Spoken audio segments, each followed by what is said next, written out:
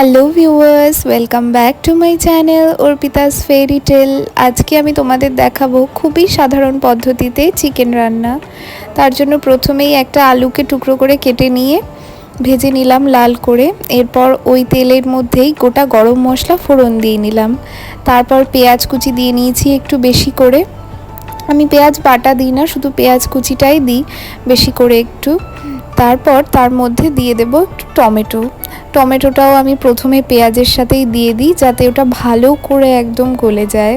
Tomato বাটা আর আলাদা করে দেওয়ার প্রয়োজন পড়ে না, প্রথমে পেঁয়াজের সাথে দিলেই ভালো করে টমেটোটা গলে যায়। এরপর কাঁচা লঙ্কা 4টে মতো ফাটিয়ে দিলাম। আমি আর আমার বর দুজনেই একটু ঝাল বেশি খাওয়া পছন্দ করি, সেই জন্য আমরা একটু কাঁচা লঙ্কাটা বেশি করেই দিই। লঙ্কার গুঁড়ো আর ব্যবহার করি না, শুধু ওই কালারের জন্য কাশ্মীরি লাল লঙ্কার গুঁড়ো।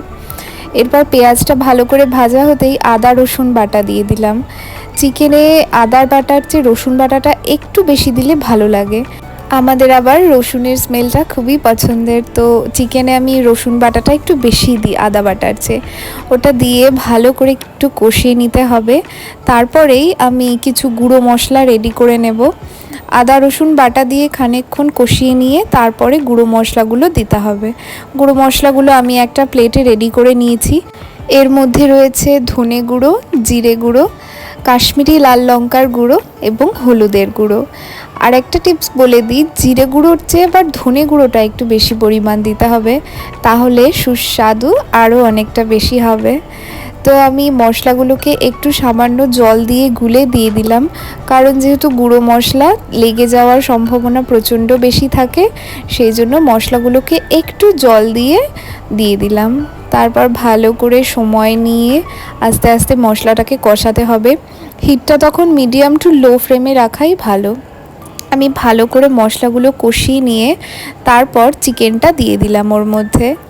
চিকেনটা আমি বেশ কিছুক্ষণ আগেই ধুয়ে ম্যারিনেট করে রেখেছিলাম। সরি, সেই ভিডিওটা আর নেওয়া হয়নি। ম্যারিনেশনে খুব সামান্যই একটু হলুদ গুঁড়ো, লঙ্কা গুঁড়ো, একটু লবণ আর সর্ষের তেল দিয়ে মেখে রেখেছিলাম। তারপর চিকেনটা দিয়ে ঢেকে রান্না করলাম কিছুক্ষণ। দেখো চিকেন থেকে কতটা জল বেরিয়ে এসেছে। এভাবে হিটটা কমিয়ে ঢেকে রান্না করলে মাংসটা তাড়াতাড়িও হয়ে যায় এবং খুব সুন্দরভাবে সুসেদ্ধ হয়ে যায়। আমি ঢেকে ঢেকে কষাচ্ছিলাম চিকেনটাকে, আর চিকেন থেকে অনেকটা জল বেরিয়ে দেখো এবার চিকেনটা এই পর্যায়ে বেশ খানিকটা সেদ্ধ হয়ে এসেছে। এবার আমি আরও কিছুক্ষণ চিকেনটাকে ঢেকে কষিয়ে নেব, যাতে সম্পূর্ণরূপে এটা সেদ্ধ হয়ে যায়। দেখো চিকেন কষানো আমার অলমোস্ট হয়ে গেছে। মাংস থেকে সমস্ত জল বেরিয়ে মাংসটা খুব ভালোভাবে সুসেদ্ধ হয়ে গিয়েছে। এবার আমি আরও কিছুক্ষণ এটাকে কষিয়ে নেব। এবার হিটটা মিডিয়াম টু লো ফ্লেমে রাখলেই হবে।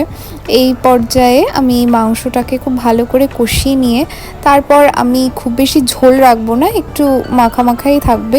নিজের যতটা পরিমাণ প্রয়োজন সেই মতন ঝোল দিয়ে গ্রেভি করে নেবে। এরপর ওপর থেকে সামান্য গরম মশলার গুঁড়ো আর চিকেন মশলা ছিটিয়ে দিলেই তৈরি খুব সাধারণ পদ্ধতিতে চিকেন।